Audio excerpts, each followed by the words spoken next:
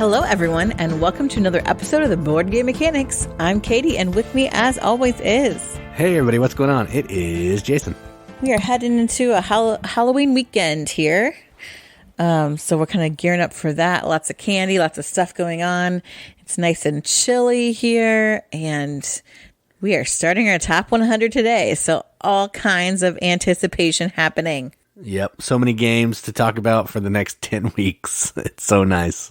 That's true. But then also, I was looking at the list and I'm like, man, there's like, I think some of it, and when we talk about it, we'll mention it, but it's the indicator of just how many good games we have and we have played and we've heard from people, that all these top 100 are games I would absolutely play right now. Oh yeah, 100%. I'd play every single one of them right now. Not at the same time, but you know. Well, yes. But when we first started out, at the bottom of my 100, I'm like, oh, these games I will guess I would play. And now I'm like, shoot, my top 200 are games I would absolutely play. Yeah, I mean, I ranked up to, I think, 450, and I would play the top 200 anytime, for sure. It starts to get a little, like, there's some good ones sprinkled in the others, but the top 200 are pretty solid games. Yeah. So more on that later, but let's start off with a little bit of news. Games that could eventually make it to the top 100.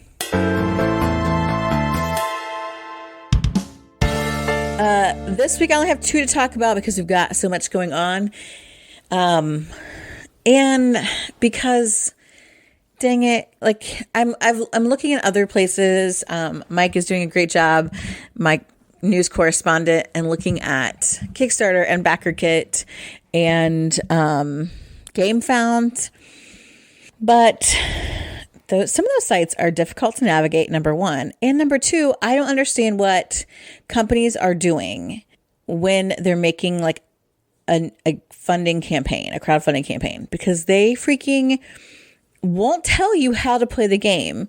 And they'll start out just being like, here's what's in the box. I'm like, what do I care what's in the box if I don't know if I even want this stupid game? Because that's where the money is, what's in the box. It's so frustrating to me because I want to know if the game's good or not. I don't want to watch 15 videos from every umpty out there that thinks they need to get paid to talk about games. No, thank you. Give me the facts, ma'am. So again, I'm a little jaded by the whole crowdfunding business, but I know it's a key part of the game atmosphere right now. So I just think we need to demand more from Kickstarter campaigns. Anyway, soapbox put away. The first one I want to talk about is the newest set of games from BoardGameTables.com. They've had some really neat ones in the past. They kind of do a lot of these really smaller kind of footprint games, but a lot of them have turned out to be really fun. And some of these looks like no exception. So this Kickstarter has Roll to the Top, Pollen, and Big Top. And Jason mentioned that these are all like re-implementations of games that previously existed, which is fine. Roll to the Top is where it's a roll and write. Imagine that. But you're actually working up to the top of these different like landmarks. So the Eiffel Tower, I'm trying to see what some of these landmarks are. The pyramids at Giza. What is that thing? I'm glad you're doing this because outside of the Eiffel Tower, I'd probably have no idea. I mean, they tell you the names somewhere, but I'm just looking at the ones I can see. The writing's so small, it's hard to read. That might be a henge. But you're using the dice. There's also an action die that can kind of change things up, but you're kind of essentially climbing up, rolling up to the top of these different landmarks. And you can combine the numbers on the dice, and you've got like a 6-sided, a 12-sided, and it looks like a 20-sided, I think, that you're rolling. And maybe that looks like a 8-sided. Several polyhedral custom dice. You can add those numbers together to enter into your landmark, but you have to be careful because your numbers have to increase in order for you to be able to move up the monument. So if you have like a little square on the end and there's something above it, you could put like a larger number there. But otherwise, you just make sure you keep all your low numbers at the bottom, which can be tricky. And everything has to increase as you move up, which I think is a nice little take on that. Pollen is a Reiner Knizia game. It's a re-imitation of some kind of samurai card game you mentioned earlier. Yes, samurai card game. Yeah. That was his. And Best Sobel actually did the art for this one, though. And it's these pretty flowers, and you are like playing these flowers out. You are so you plant them, essentially. You want to attract like pollinators. So there's I don't know all kinds of bugs. There's a butterfly, there's a honeybee, and a June bug. I'm like, a bug I don't know. But the June bug is green. I'm used to seeing them not quite like that color. And so you're trying to attract them to your flowers, and you're surrounding them. So like you can pollinate then as you expand your play area because you're adding more flowers to allow that. And then you're trying to get this perfect mix of the different insects in your little flower area. Again, neat little puzzle. Very pretty. I think a lot of people really enjoy that. And then finally is Big Top, because who doesn't love a circus theme? This is a re-implementation of a Japanese game, where it's a bidding game. So you've got these auctions, and you're like trying to get attractions into your circus. But also when you take a performer or a certain circus act, they will then dictate what you have to bid in future rounds in order to actually like utilize them in your act. So there's some interesting, like kind of not a ton of things to do, but yet interesting choices that I think is I think it's a cool thing, a cool way to look at it. That's like the 3 to 4 player. Again, these are all small, kind of casual little games, but the production quality, very, very good. So if you've liked some of those BoardGameTable.com games in the past, I would definitely check out Roll to the Top, Pollen, and Big Top. You can get Roll to the Top and Pollen for $39 a piece. You can get Big Top for $19. Or if you want all three, which you may, you can get them all for $89.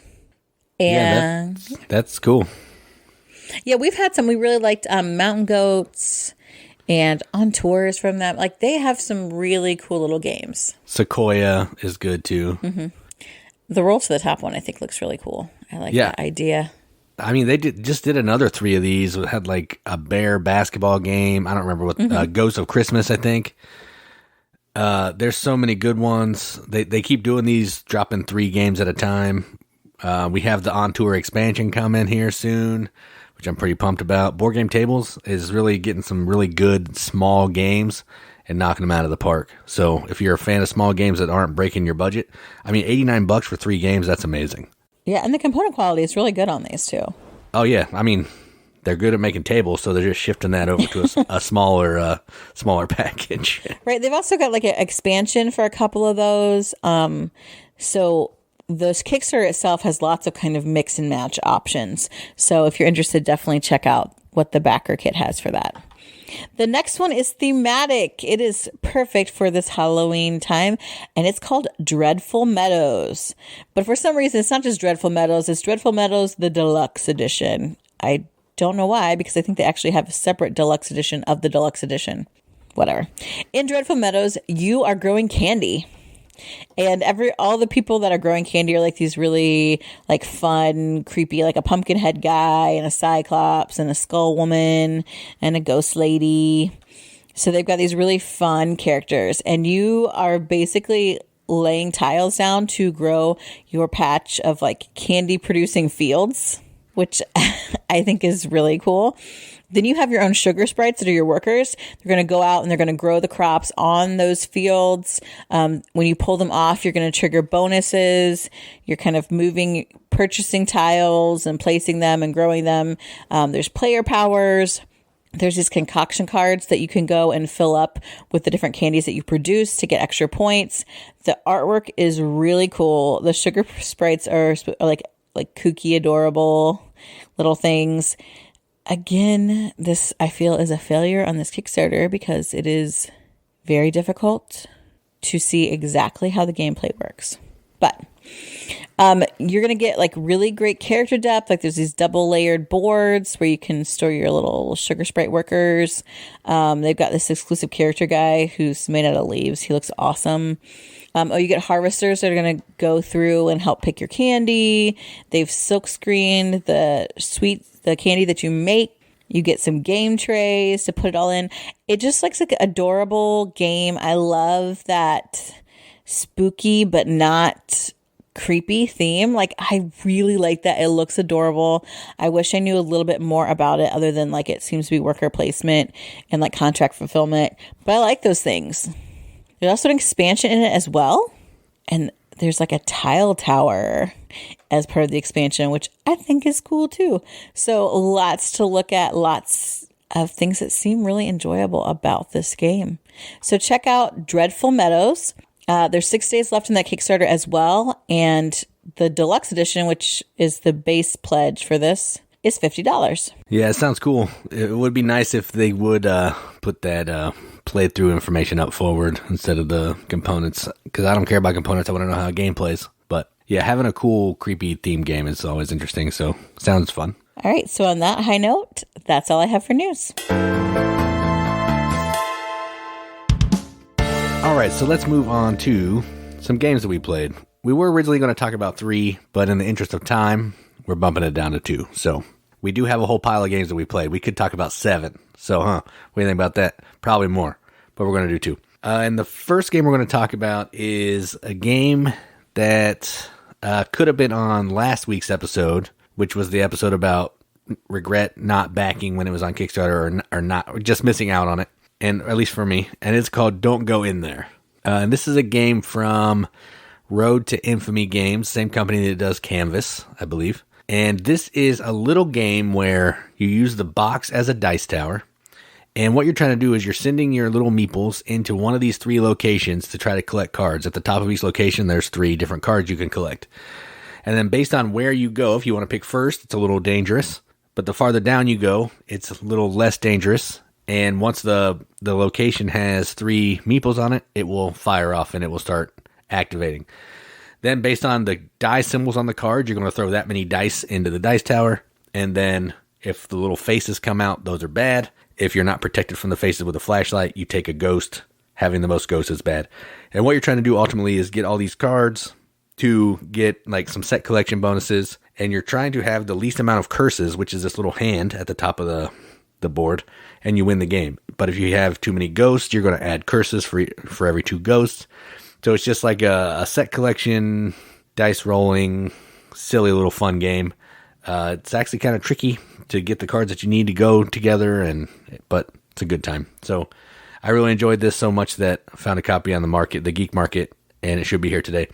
So that should tell you my thoughts. It's good. Now let's hear what Katie thinks about this one. Yes, in fact, it made it to my top 100 outside the 100 list because I liked it so much. And I'm excited that we're going to get it because it's fun.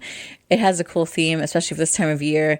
The dice can glow in the dark. The little ghosties are totes adorbs. But it is, simple. Place one of your meeples on one of the locations. When there's 3 meeples there, resolve. But the cards and how they interact with each other and trying to cancel out as much curses as you can while still having to keep collecting cards and watching how many ghosts you have versus everybody else. I love that. Just getting that all to work together. It's a really great puzzle. Yeah, I agree. And yeah, the glow in the dark dice. Amazing. I mean, you can't go wrong with that. Not that you're going to be playing the game in the dark because you can't see, but it is cool. So the next game we're going to talk about is actually a cooperative game, and I wanted to play this. We played this with Mike. We had a whole bunch of games that we played with Mike this past weekend, and both of these are those, and this one is called The Loop, and this is a cooperative game about, I think the theme's like time travel or jumping through time. I don't know. You're looping around in time, but effectively what you're doing is there's this little cube tower thing in the middle of the table. Each of the turns, you're going to flip this card. It's going to spawn some bad guys. And then, depending on what section Mr. Foe or whatever his name is that his name? He's a doctor. He didn't go to evil doctor school for 8 years to be called Mr. That's true. Dr. Foe, whatever. Wherever section he's facing in, you're going to drop 2 cubes plus however many bad guys are in there. And it's going to spill out the cubes in either his section or one of the 2 adjacents next to him based on how they've hit the cube tower. And then you're going to take a bunch of actions. You have some cards in your hand. You're going to be playing these cards, moving around the board, trying to clean up the clones, I think is what they're called. Removing red cubes, getting green cubes out on the board, getting more cards in your deck to try to fulfill these different missions on the board to win the game before a lot of craziness goes down and you lose. It's a slight deck builder, sort of. I mean, you're going to acquire a couple cards throughout the game, maybe, and then you're going to have those better cards to use throughout the game. And you can play your cards over again if you do some looping where you use these green cubes, if you have certain symbols on your cards. It's a pretty fun little game. It's pretty brutal. It's a cooperative game, so it has similar features as some other cooperative games, but I like the art and I love the cube tower. So that's kind of why I wanted to play it, because of the cube tower. So probably not my favorite cooperative game in the world, but it was enjoyable, at least to me. So how do you feel about the loop? I like the kooky theme and the colors and the funny cards. But like I've said before, I'm not big on games that are real mean, and this to you, and this one's real mean. Not that, it's terrible, but it's not my favorite cooperative. I would say that. I think there's some really interesting things going on. You really have to balance all your actions, and you really have to work together through fellow players to kind of sort things out. It's not I don't know. It wasn't a bad game. I just personally would not own it, and I would not choose to play it again, but I would play it again if somebody really wanted to. Is that not committal enough? I don't particularly love co-ops anyway, but I kind of feel the same way. I would play it because I love the cube tower, and I love gimmicks, but yeah, it's not one that I'm going to want to play every third day or whatever. But yeah, no, I agree. Okay. All right, so those are some games that we played. We're going to keep moving along. All right, as we discussed at the top of the episode, this is the beginning of our top 100. So we've gone through, Jason did a lot of the hard work. He keeps track of all the games we play on BGG. There's very few that I play without him. There's probably more that he's played without me, because he plays a lot, like Board Game Arena, all kinds of online stuff that I do not do. Every once in a while he plays games solo and stuff. So there are lots of games that he's played that I have not.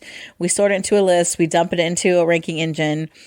And let me tell you, I think we have to match we have to go through almost 2,000 comparisons to get our top 100. So this is not an easy undertaking. And also then when you go to make a top 100, you're like, oh, it's easy. I rank games that I like. But once you see them kind of come out next to each other, you're like, oh my gosh, how do I rank this?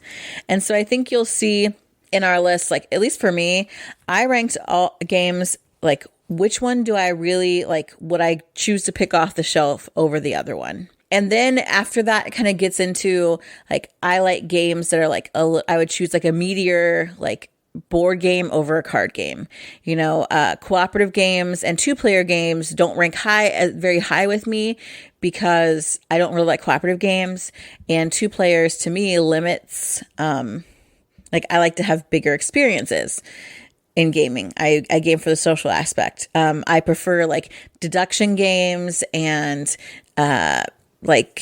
deck builders over a lot of other types of games. So that kind of affected my ranking, and I was trying to be really conscious of it as I was looking at it, because a lot of times, and it's bad for me, but if I have a bad experience at a game, because for me games are so social, I tend to look on that game negatively in the future, even if I know it's a good game and I have enjoyed it previously.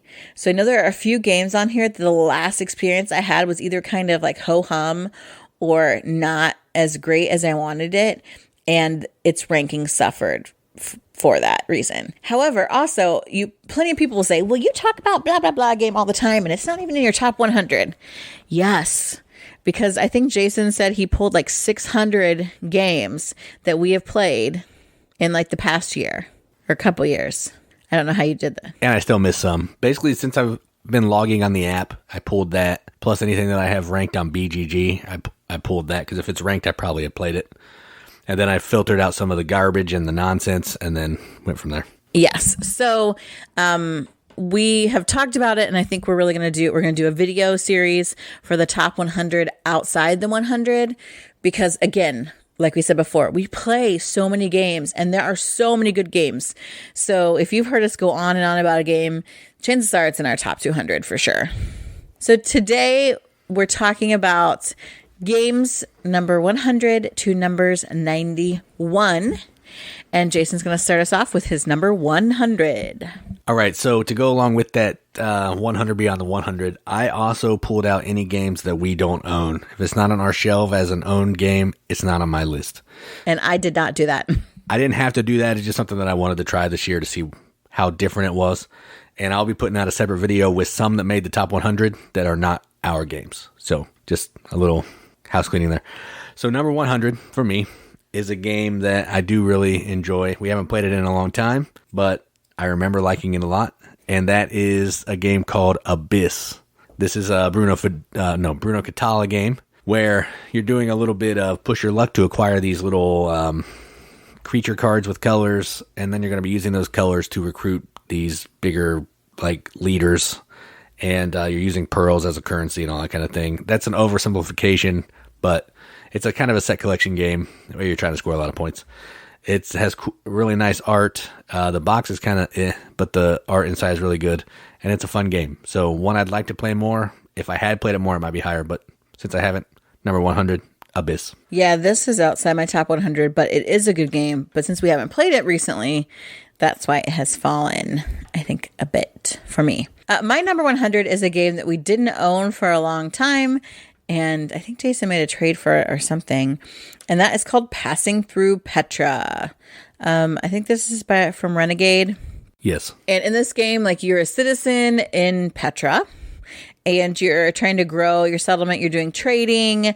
You're welcoming different types of traders, kind of doing this economic engine. The title comes through this interesting little channel, kind of this narrow canyon, the Seek, where caravans travel through the city. But you line up these tiles that go in between these cliffs. Petra means rock. So you're going between these rock cliffs. And as they reach a certain point, you're actually able to draft them and use them on your board, trying to use them at certain times. There's a really neat mechanism for what action you can take. It reminds you of Vinos, where you're moving your person around this like 3x3 grid. And you can only go so far to one side, which is a certain action, before you have to go to a different area in order to be able to move back. So I think it's really cool. I like the engine that you can build with that, looking at the timing, lining up your different types of merchants to be able to sell and get a bunch of points and stuff for them. I think I just really enjoy that. So my number 100 is Passing Through Petra. Yeah, it's not, I don't think this is my 100, but I do like it. I don't know. I haven't really looked at my list too much, so I don't really know where things are. I would like to play it again. Yeah, it is a little bit better with more than 2 as well. So you need to try it at a little bit higher player count. So my number 99 is the first of many, many occurrences of Mr. Steffenfeld. And this is one that, had I not been playing it on the app a lot over this past year, it probably wouldn't be on my list, but the app has made me like it a little bit more. And that game is called The Castles of Burgundy. And this is probably everyone's favorite Feld. I'm not in that boat, but it's a game where you're buying these different tiles or drafting these different tiles with dice, and you're putting them on your player board to try to fill up different areas and score points. That's effectively it. And you're trying to do that better than everybody else to score the most points. It's a really basic premise of a game, but the decisions are a lot, and it's pretty solid. So my number 99, The Castles of Burgundy. This is one that I suffered a bad experience with, so I don't think it's on my list. Maybe someday. Yeah, once I give a replay. If you try it at 2, I think you'll like it a little bit better. Or 3, not 4. Yeah, I don't remember anything except we were playing it with our friends, and one of them became like the pig magnate, and he just had a bunch of pigs. That is all I remember about this game, and also that it took forever, and I was bored and hated it. Yeah, I can see that. But I am willing to give it a second shot since so many people love it. I don't have a hard on for Steffenfeld, so I don't care either way, but I try. Am I allowed to say that on the podcast? You can say whatever you want. I'm not editing it out, so you better. Oh my God. I was like, wait a minute, did you just say that? Anyway, moving on to my 99. My number 99 is a little trick-taking card game that I just cannot freaking get enough of. It's adorable art. I'm from the Midwest and I love euchre, and this does trick-taking in an awesome way, and it's Hagakure. I want to play this game all the time. I've forced this game on so many people, especially non-gamers, because we are in an area, again, where lots of people play card games and trick-taking games. So it's about, there are only two suits in this trick-taking game. There are samurai and villagers. And the samurai are the trump. And you've got a few old fools who happen to be samurai, but they don't have numbers. And each turn, you're trying to get at least one trick in order to get points. You're also using your Nabari tokens, which are tokens that have each special powers. And you only get to play them once during the game, once each time. So you're trying to leverage what's a good time to play it. When should I wait? And sometimes you get it wrong, which I think also adds to it. I love the Japanese theme. The artwork is adorable. I mean, adorable. For me, it's a must-have because I just am a big card game fan. So 99 is Hagakure. Yeah, I don't know where this is on my list. I do like it. I just don't like it as much as you. I'm 100% confident of that. Me too. My number 98 is a game that I got in a trade. I saw a video of it and it looked really cool. And I've played it, 4 or 5 times, and I really like it. You know, not the greatest game of all time, but I like it. And it's called Livingstone, or Livingston, however you want to say it. Probably Livingston because it's a doctor. And this is a push your luck game where you're trying to draw these gems out of a bag to get money. But that's not just the gist of it. You're drafting dice to take one of, I think, like 4 different actions. You can build tents. You can get these cards that are going to give you really cool special abilities. And you can also donate money to the queen. And, well, basically you have to donate money to the queen because if you donate the least amount of money, you automatically lose the game. So it's something that you can't ignore. The queen will put you in the guillotine and cut your head off. And I added that theme. I don't think that's really what happens. She does not. That's the wrong queen. Yeah, it's Cleopatra. She feeds you to the sharks. But this is a really fun game. It's push your luck. It's simple. It plays up to like 5 players, I think, too. So it's a nice lightweight game that I enjoy. So my number 98, Livingston. Yeah, I automatically got that out of there. It's not that great. What? Wait. No, I didn't even rank it. Ugh, you're the worst. My number 98 is a game I really like, and I'm surprised it's so low. But again, I have so many good games, and that's Picture Perfect. This is from Arcane Wonders, although it might be with somebody else now. I guess I don't know. The one I have is from Arcane Wonders, where you have these standees of different people who want to be around a table and have their picture taken. So you're arranging these characters based on the specific desires they want. Maybe they want to be next to the table. Maybe they want to be next to a certain person. Maybe they don't want to be seen. And it's like this really interesting puzzle. And for me, who is terrible at spatial manipulation, this game really works because I can physically move around the characters to try out different positions and see what's going to work and what doesn't, which I find makes it a much more extensible game. There's a lot of different, there's a couple expansions. I don't love the expansions. I don't think they're necessary. There's also like these table decorations that you can use in like a bidding mechanic. I can't really decide if I haven't ever played with that because every time I read the rules, it seems stupid, but I might be completely wrong here.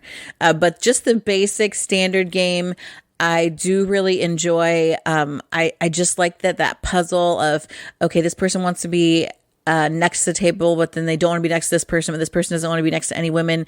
So then this person has to be by the plant, but the plant, like, I just love that really cool puzzle. So that is my number 98, Picture Perfect. Yeah, I do like this one. Again, probably not as much as you. And that game has no comparison to my number 97.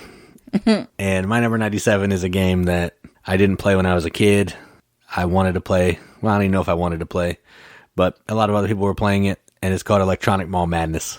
This game, it's just a roll and move, basically, but It has a gimmick in it where you push the little electronic device in the middle and it tells which player move, how many you're moving, tells you if stuff's on sale, if it's out of stock, and you're basically trying to be the first player to move around and buy so many types of things and get back to your car. That's it. It's so much fun. It shouldn't be as fun as it is, maybe because it's just something that I never got to play and I just enjoy silly, dumb games. But I love it. And my number 97, Electronic Mall Madness. I did play this game a lot as a child, and Jason is so much better at it than me. And I think because of that, that's why you like it more. Yeah, I've only lost a couple times. I'm pretty good at this one. My next game is a game by the Italians, and I actually think it would maybe go up higher if I had a chance to play it more. And we don't own this one either. But it's so interesting, and that game is Golem. So this is from Cranio, and there are a lot of interesting things going on in this. You have these golems, you want to move them along the track so that you can get bonuses. You're sending them out into the world, which again, like I think that this theme is really interesting based on like this an older like Jewish like folklore. And so you have rabbis who are creating these golems, and then you have the golems themselves that are going out, but you can't let the golems go too far ahead on these tracks because then they're like running rampant in the city and they're too powerful. You can also kill your golems, and that's a good thing for you. And I don't think I quite have that down because I never wanted to kill my golem. I felt terrible at it. But you've got synagogues, and you've got ancient knowledge that you're collecting, and you've got these really adorable like chunky golems and your rabbis with their cool hats that you're moving around. You're managing your own player board as well, trying to clear things off to get bonuses there, as well as bonuses on the board. Like, so many interesting kind of things happening in this game. And I think with more plays, it would definitely move up higher. So that is my number 97, Golem. Yeah, it's a great game.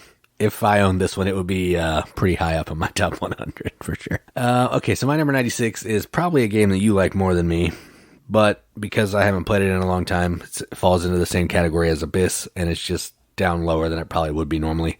And that is Elysium. And this is a game, I don't even know who it is, Space Cowboys. Space Cowboys. Yep. And this is a game where you are trying to draft different cards using these. You have to meet some criteria to draft the cards. You have 4 pillars in front of you. When you draft a card, you got to get rid of a pillar, but you have to have the color pillar the card needs to draft it.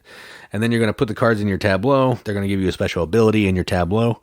But then eventually you're going to have to move them to Elysium. That's where they're going to score you points. So it's just a balance of how long you want to keep a card in your tableau. When do you want to move it to your Elysium?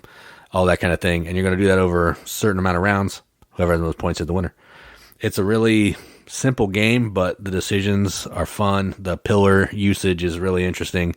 And yeah, I like it. So number 96, Elysium. Yeah, if they only get an expansion for this. I like this so much more than you. Like, I can't even see your ranking from where my ranking is. Like, it's...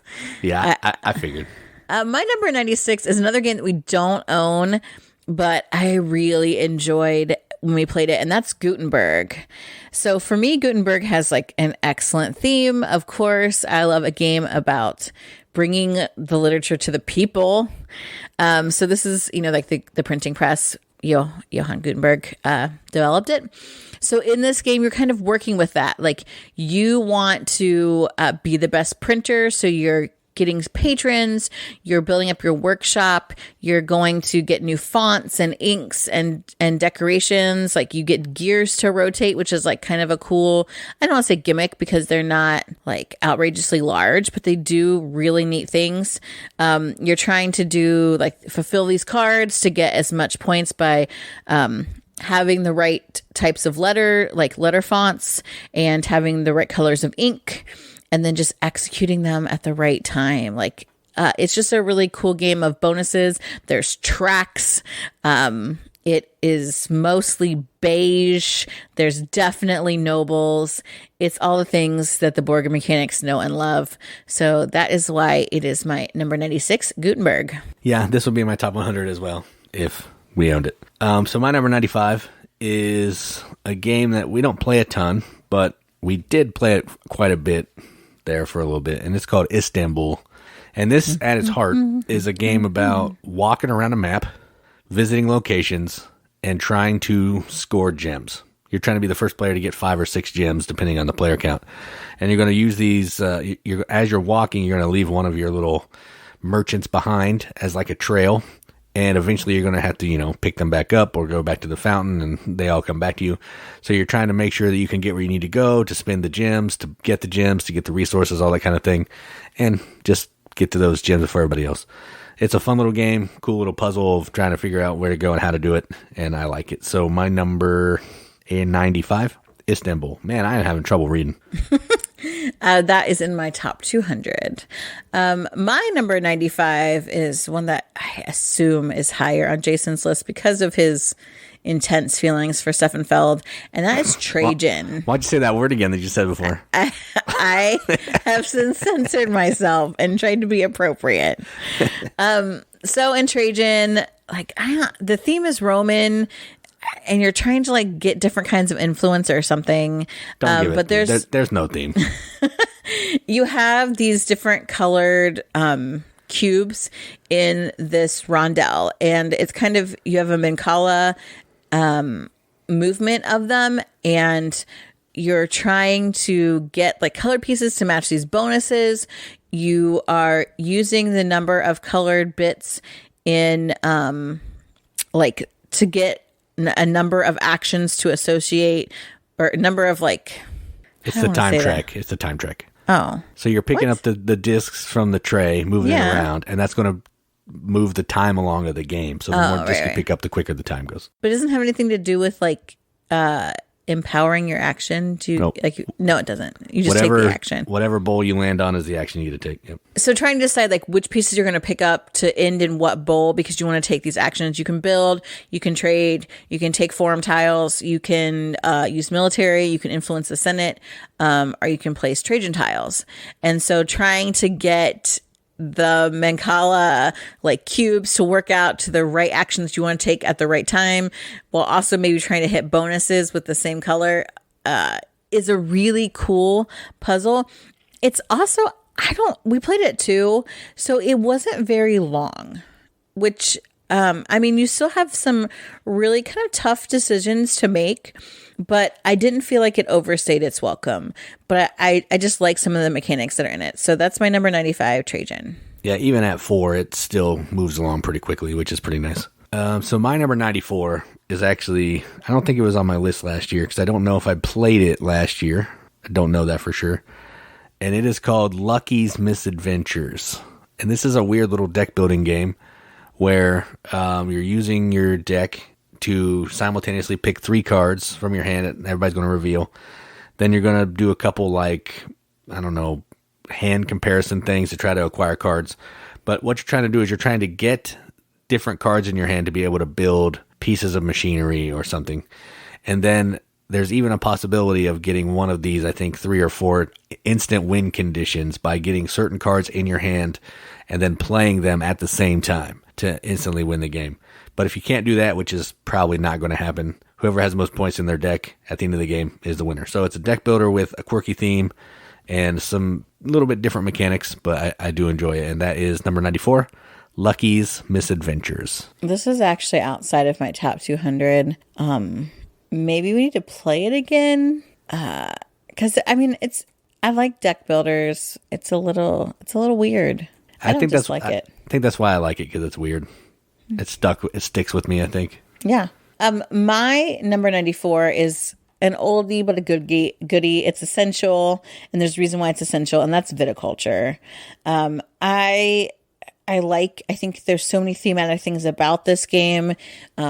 Worker placement, going and getting, building up your fields, getting your grapes in there, harvesting your grapes, making your wine, aging your wine, and finding the sellers and making money off of it.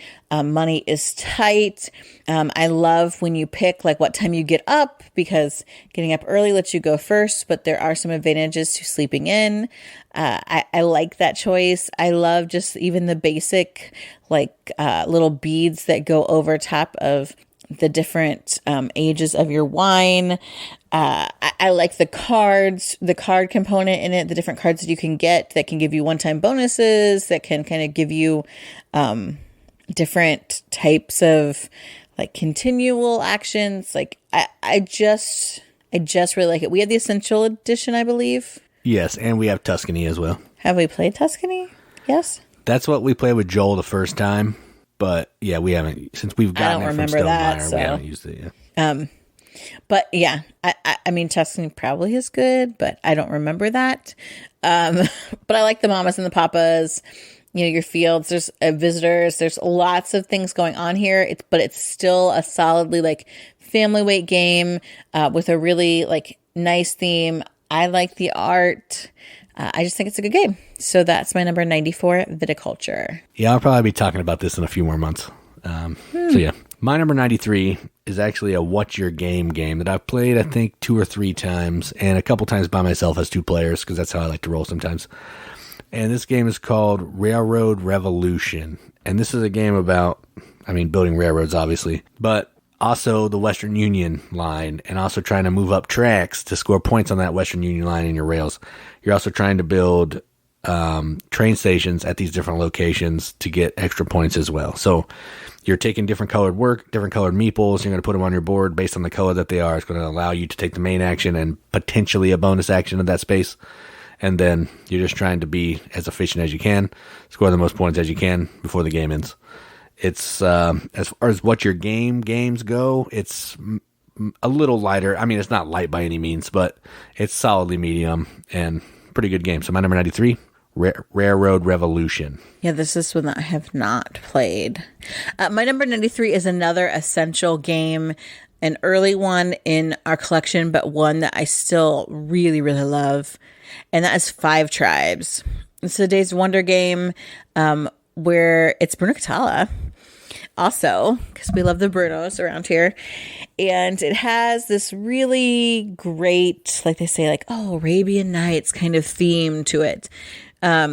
We've got these tiles, and you have these different colored meeples spread out. On your turn, you're going to pick up all the meeples from one spot and drop them one by one onto other tiles. The last one that you drop, you take all the meeples of that color, and you perform that color's action. And so it's in a way like worker placement, but yet you don't have your own workers. You're taking them from the main board. So if you clear off a tile, you can place like oases. You can place like a little turret thing. I don't know what they're called. I should remember, but I don't. I don't know. It's like a castle or something. I don't know. Yeah, my brain's fuzzy. You're placing those, which are also going to give you points. You can put out camels, which are going to give points. Some of the meeples will give you djinns, which have special powers that are awesome. They also have points. You've got red meeples that are assassins. It'll take out other people's stuff. You have some that'll let you do a set collection mechanic. We are trying to get things from the market. You have elders that are just straight up points. No, viziers. Viziers, yeah. The elders, you can use them to buy things.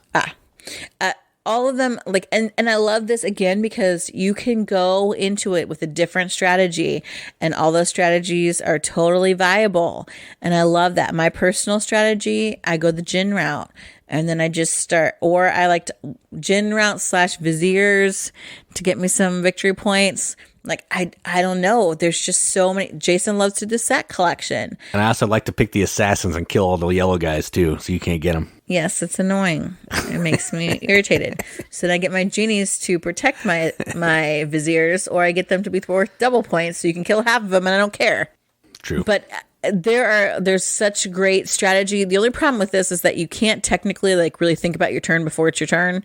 You can kind of think about, here's what I want to do, but then you have to find the tile that has the workers that allow you to do that. But I love that puzzle. I like that really cool technique, and I like that there's just multiple paths to victory. It's super good.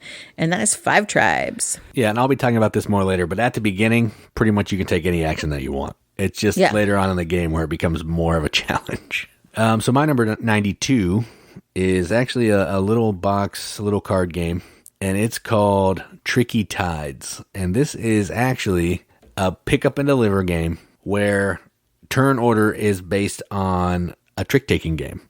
So at the beginning of every turn, we're going to do some trick taking. We're going to play a card down. The card is going to do a couple things. It's going to have a monster on it that you may get to activate if you're the last person, the lowest person of that suit. And it's also going to provide you with which direction you're able to move your boat. So the higher numbers, the more directions you can move your boat. The lower numbers, the least amount of directions you can move your boat. And you have to move it that way if you can. So then you're going to be playing, going in turn order. You may move a monster, spit out some cubes, and then you're eventually going to move your boat to an island, either pick up some cubes there, put it in your storage, or fulfill a contract that's on that island to score points by putting cubes back in the bag. It's a really simple game. There's going to be some events that come out. I think you play over 3 rounds or something. It's pretty quick and just a good time. So my number 92, Tricky Tides. Yeah, that's my top 200. I like the artwork a lot on that one. My next one, we also don't own this game, and Jason played it once and absolutely hated it. And then we played it again at how many of us played? 1, 2, It was 3. 5 or 6, I think. It was a large number. I'd say at least 6. And it was fun. And that game's, it's called It's a Wonderful World. And so this is a game where you're drafting cards to try and kind of get an engine going to get different resources that you're going to use for construction or that you're going to use to try and produce victory points. And for me, I think that this is one that requires multiple plays. I can see why Jason did so badly his first time, although I mean, let's just not use this as an example. I do bad a lot of games. Didn't do that bad my first time, but it wasn't great. Because I think at first you're not sure, well, what kind of cards do I want to keep?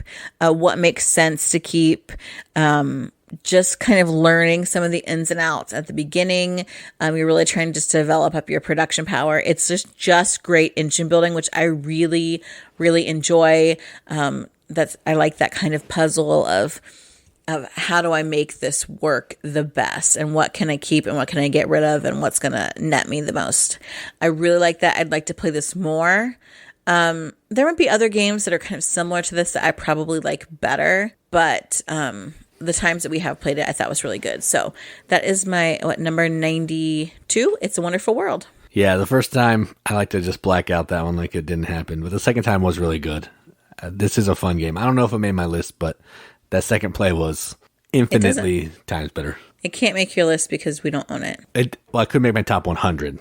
It could be other places, but it's just not my top 100. Okay. All right, so my number 91 is a game that we did play for, we played quite a bit when we first got it, and now it's just kind of sitting there looking at me wanting to be played like a lot of other games. And it's called Rajas of the Ganges. And this is a worker placement game that uses dice as resources and requirements to be able to put your guy down in the space. You're putting people down to move up on this river space to collect bonuses. You're trying to use your guys to get different colored dice. You're using your dice to buy tiles to put on your little player board to try to build different paths all around your board to back to the palace. And you're just trying to do all that as efficiently as you can to have your money track and your prestige track or points, whatever. I don't know what it's called, but your it looks like a what's that called? What's that animal called? Peacock. It looks like a peacock track. I don't know. You're telling the story, man. So you're trying to move one way on your points track and the other way on your money track. And once those two tracks intersect, the game is over. You play through that round, and then whoever is the farthest away from each other, meaning, the difference between your two tracks, is the winner. So it's kind of a race game, sort of, but you don't want to just focus on money or points. You need to kind of focus on a little bit of everything. So very fun game, good art, nice dice, cool first player marker. I like it all. So number 91, Rajas of the Ganges. We must remember this game very differently because it's like a top 20 game for me. I'm sure we do. We remember a lot of games very differently. And that's fine. But I remember them at all. But a lot of my later games are going to be a lot of Marty Wallace games, and you don't really like him. So, my gosh. I had to make room for my Marty. Yeah. My number 91 might be one that's really high in your list. And I think it's dropped this low because I had... Yeah, this is criminal right here. A couple experiences that were just kind of like, meh. And that game is Lords of Vegas. In Lords of Vegas, you are getting properties and then building casinos. You are theming those casinos, and then you are trying to hope the cards come out to make money on those because again, you're all about making money in Vegas. We also have the expansion that allows you to build casinos up, which is really cool, especially when you have a lot of players, like the higher player counts. We don't have the super fancy, like briefcase edition, but we do have some little upgrades for this game. It's fun. We played it a lot. There's some pushing your luck with trying to take over casinos. Like it's like kind of a fun, like there's a little bit of take that elements, but they're like fun and lighthearted. Everyone gets into the theme. Again, it's a really good game. The last couple times we played it, we're at really large player counts, and I was just like, oh, okay. Yeah, I don't think it's as fun at those higher player counts for sure. Yeah, I think 3 is a good place. Yeah, 3 and 4 feel good. Yeah. But it's still a really good game, really fun. I'm so glad we have it. I absolutely enjoy it. It was much higher on my last year's list. But I've just played a lot of good games and kind of rethought about what kind of games I want to play. And this just isn't grabbing me as much anymore. So my number 91, Lords of Vegas. Yeah, this will be a couple months away from me too. I do love this game. It's so good. So good. Do you want to give a quick recap of your 100 to 91 list, if you can read it? Yeah, let me try to read. Reading is hard. My number 100 is Abyss. 99 is the Castles of Burgundy. 98 is Livingstone. 97, Electronic Mall Madness. 96, Elysium. 95, Istanbul. 94, Lucky's Misadventures. 93, Railroad Revolution. 92, Tricky Tides. And 91, Rajas of the Ganges. And my number 100 is Passing Through Petra. 99, Hagakure. 98, Picture Perfect. 97, Golem. 96, Gutenberg. 95, Trajan. 94, Viticulture. 93, Five Tribes. 92, It's a Wonderful World. And 91, Lords of Vegas. So that is the first installment of our top 100, numbers 100 to 91. I hope that you are looking at your own top 100, maybe even a top 50. We did a ranking through pubmeeple.com. Yes. Really nice, very helpful, seem like great people that are running that website. So I encourage you could try and support them and rank your own games. You can rank lots of things, I think, on there, actually. But definitely something to check out. I'd love to hear you share maybe your set of 10 from 100 to 91 if you've done those rankings, or start thinking about it. Of these 10 surprises, new ones to you. Tell us what you think. Find us on all of our socials, Facebook, #TheRiveted, our Facebook group. We've got a Discord chat. We have TikTok, Twitter, Instagram, and of course the YouTubes. If you subscribe to our new YouTube channel, if you love this kind of top 10 or list countdowns, we are going to start doing a video series, the top 100 outside the 100, because like I said, so many good games on those. And when Chase and I are in a video, who knows what's going to happen? So you want to subscribe, click on that bell, what have you, so that you know when we start dropping those videos within the next, week to 2 weeks. Yep. All that sounds good and correct and accurate. And yes. Why did I stop to let you interject something completely inane? I don't know. I'm still, my mind's still spinning from you saying that word. Oh my gosh. Oh my God. It's not like we're going to get an E rating on this episode of the podcast. No, we can say whatever we want. We can say F-bombs if we want to. We just don't. Yeah, because that's not what we do. It wasn't even bad. It was probably a little vulgar. Oh my gosh. You're making me feel so bad about this. That's funny. It's probably going to go in the subtitle. Not that word, but something about you being filthy. Yeah. Come back next week to see what kind of nonsense I'll come up with for numbers 90 through 81. Yep. I've been Katie, the shock jock. And I'm Jason. Keep gaming, everybody. Keep gaming.